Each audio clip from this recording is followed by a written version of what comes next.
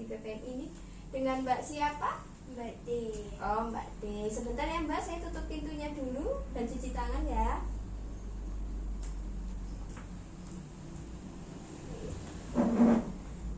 Gimana Mbak D, ada yang dikeluhkan? Jadi saya mengalami gatal-gatal di area lipatan paha sama di area vagina. Oh, sebelumnya Mbak D sedang menstruasi? Iya. Oh, sedang menstruasi. Biasanya ganti pembalutnya satu hari berapa kali? 3 kali. Oh, 3 kali. Ini tadi sudah pemeriksaan ya Mbak. Hasil tensinya 110/70. Pernafasannya 20 kali per menit normal, nadinya 80 kali per menit, suhunya 36,4 derajat Celcius. Daerah paha terlihat kemerahan. Dan nanti di sini saya akan memberikan penyuluhan ya Mbak tentang personal hygiene. Mbak D ya, di sini nanti saya akan menjelaskan tentang personal hygiene pada saat menstruasi pada remaja ya Mbak. Sebelumnya saya akan tanya-tanya dulu, Mbak D umurnya berapa ya Mbak? 16 tahun. Oh iya, 16 tahun. Alamatnya di mana Mbak? Kebon Agung. Oh, di Kebon Agung. Oh iya, ini merasa gatal-gatal ya Mbak. Sebelumnya Mbak D tahu nggak tentang personal hygiene saat menstruasi? Udah tahu. Apa itu Mbak personal hygiene? Menjaga kebersihan saat menstruasi. Oh iya, betul ya Mbak. Personal hygiene pada saat menstruasi itu perilaku atau tindakan kita untuk memelihara kebersihan pada daerah kewanitaan pada saat menstruasi. Di dalam personal hygiene itu ada faktor-faktor yang mempengaruhi perilaku personal hygiene ya Mbak. Yang pertama itu adalah cita tubuh atau penampilan. Jadi kita bisa melihat seseorang itu kalau dari penampilan dia bersih, mungkin dia menjaga kebersihan area vaginanya juga bersih juga. Yang kedua itu praktek sosial ya Mbak. Praktek sosial itu bagaimana mungkin Mbak D itu di keluarganya ibunya memanjakan, menjaga kebersihan, otomatis kan nanti Mbak D juga mengikuti, kita juga menjaga kebersihan. Yang ketiga itu tingkat ekonomi. Tingkat ekonomi seseorang juga mempengaruhi perilaku personal hygiene Mbak. Jadi personal hygiene itu kan membutuhkan untuk beli pembalut, beli sabun, beli pasta gigi. Jadi untuk menjaga kebersihan kita juga untuk membutuhkan dana. Jadi itu tingkat ekonomi juga berpengaruh ya Mbak. Selanjutnya itu pengetahuan tentang menstruasi. Mbak Fani di sekolahan diajarkan tentang menstruasi? Iya. Iya, bisa juga nanti pengetahuannya bisa dari membaca, dari internet, dari sekolah juga. Jadi semakin baik pengetahuan seseorang, semakin baik juga untuk penerapan personal hygiene di rumahnya ya Mbak. Yang selanjutnya itu budaya. Jadi budaya itu tergantung budaya setempat. Ada yang membiasakan saat menstruasi itu jangan mandi, juga ada. Itu budaya juga mempengaruhi perilaku ya Mbak. Yang keenam itu kebiasaan seorang. Jadi ada yang menstruasi itu saya nggak mau mandi selama menstruasi, saya nggak boleh keramas selama menstruasi. Itu juga bisa menjadikan perilaku personal hygiene seseorang ya Mbak.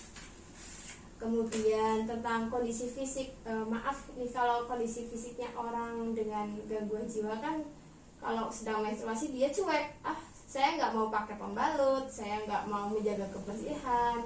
Kemudian orang yang maaf kalau dia lumpuh, jadi kan dia terbatas untuk membersihkan area vaginanya pada saat menstruasi. Itu juga faktor-faktornya ya Mbak. Gimana Mbak, ada yang perlu ditanyakan? Lanjut ya Mbak ya. Kemudian indikator dalam personal hygiene pada saat menstruasi. Yang pertama itu perawatan kulit dan wajah. Jadi pada saat menstruasi itu ada kelenjar sebase yang akan meningkat, sehingga menyebabkan produksi keringat itu meningkat. Jadi Mbak D itu jangan kaget kalau lagi menstruasi itu tiba-tiba banyak jerawatnya. Di situ itu faktor karena banyaknya keringat, jadi kulit menjadi sensitif dan timbullah jerawat. Yang kedua, kebersihan rambut. Ya kan tadi kan karena keringatnya banyak, jadi rambutnya jadi berminyak, jadi lepek, sering ketombean. Itu juga menimbulkan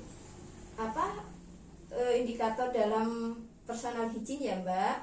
Kemudian menghindari mencabut bulu pada area kemaluan, karena itu bisa membuat lubang yang nanti bisa tempat masuknya bakteri, Mbak, kuman, jamur, nanti iritasi juga pada kulit ya, itu juga nggak boleh. Yang ketiga itu kebersihan tubuh dan organ genital. Jadi udara yang panas, lembab itu juga berpengaruh pada kebersihan tubuh, karena punya keringat yang berlebih, akhirnya banyak bakteri yang berkembang biak di area tubuh dan area genital ya, Mbak. Yang keempat, kebersihan pakaian sehari-hari. Karena berkeringat banyak, jadi usahakan Mbak D itu pakai bajunya itu yang berbahan katun, yang menyerap keringat. Hindari berpakaian yang tebal-tebal dan nggak nyaman gitu ya, Mbak. Kemudian yang kelima itu penggunaan pembalut. Jadi penggunaan pembalut itu kan sekarang pembalut ada yang pembalut sekali pakai, ada. Kemudian pembalutnya itu yang tidak berbau, yang bersih, tidak berwarna. Mbak dia tahu ada pembalut kain? Tahu. Oh iya, itu juga bisa digunakan, tapi dengan syarat mencucinya yang bersih ya, Mbak. Nah, selanjutnya ini tindakan yang dilakukan personal hygiene saat menstruasi. Yang pertama itu mencuci muka 2-3 kali sehari untuk mencegah timbulnya jerawat. Karena tadi indikatornya yang pertama itu gak banyak keringat, jadi harus sering mencuci muka 2-3 kali. Yang kedua itu harus sering keramas, minimal 2 hari sekali itu kita harus sering keramas, karena kan berkeringat rambutnya dan tidak sehat. Mandi yang bersih juga minimal 2 kali dalam sehari dengan sabun mandi ya, Mbak. Yang keempat, memotong dan membersihkan kuku. Kelima, mencuci tangan sebelum dan sesudah memegang alat genitalia dengan air mengalir ya, Mbak.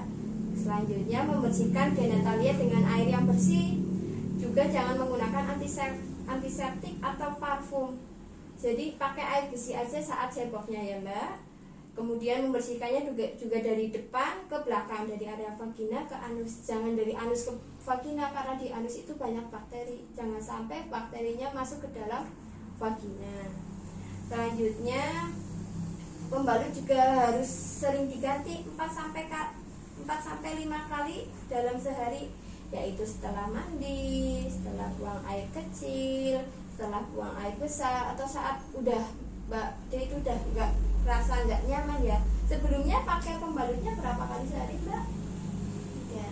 3 kali ya, nanti sering diganti ya, Mbak. Kemudian mencukur atau merapikan rambut kemaluan, karena biasanya ditumbuhi jamur yang dapat menimbulkan rasanya tidak nyaman dan gatal. Ini dampaknya yang kalau misalnya tindakan-tindakan tadi yang tidak kita lakukan itu, yang pertama itu dampak fisik, yaitu akan menimbulkan infeksi pada alat reproduksi, bisa menimbulkan kanker rahim, keputihan, jangka panjang malah bisa menimbulkan kemandulan ya, Mbak, yang jadinya menurunkan kualitas hidup seseorang. Yang kedua, dampak psikososial. Jadi kan kalau kita nggak mandi, kita nggak ganti pembalut, kalau kita dekat sama teman, kan temannya merasa kitanya kurang percaya diri, kan nggak bau, kitanya nggak nyaman, jadi lingkungan juga nggak, kitanya risih gitu sama lingkungan, gitu ya, Mbak. Itu yang bisa saya jelaskan. Gimana Mbak Fani, Mbak D, bisa diulang lagi apa yang saya itu jelaskan tadi, faktor-faktornya apa saja?